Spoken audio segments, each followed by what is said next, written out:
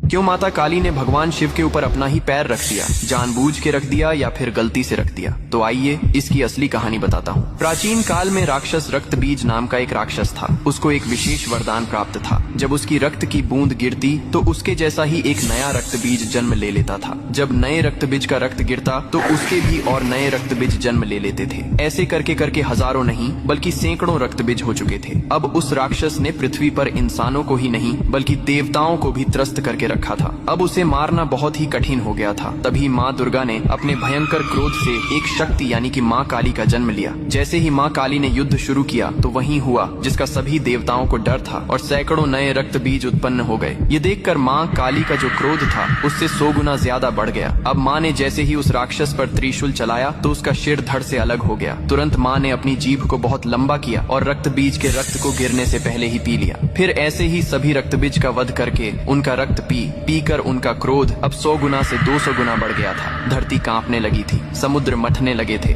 देवता भयभीत होकर इधर उधर भागने लगे थे। तब देवताओं ने भगवान शिव से प्रार्थना की, हे महादेव, आप ही माता काली के संताप को शांत कर सकते हैं। शिव ने देवताओं की पुकार सुनी और माँ काली के सामने युद्ध भूमि में पहुंच गए। लेकिन माँ अपने तांडव में इतनी लीन थीं कि उन्होंने शिव को भी नहीं देखा। तभी भगवान शिव ने स्वयं माता के चरणों में लेट गए। जैसे ही माँ काली का पैर अनजाने में शिव के सीने पर पड़ा, तुरंत उनका क्रोध शांत हो गया। उन्होंने नीचे देखा तो अपने प्रिय पति शिव थे। यह देखकर उनकी जीभ शर्मिंदगी से बाहर निकल आई। इसके बाद शिव ने मुस्कुराते हुए कहा, हे माँ, तुम्हारा यह रूप सृष्टि के संतुलन के लिए था, लेकिन यह रूप अब धरती पर बहुत धाम से पूजा जाएगा। यही कारण है कि तस्वीर में और मूर्तियों में माँ काली को शिवजी पर खड़े हुए दिखाया जाता है, जो बहुत ही शुभ माना जाता है।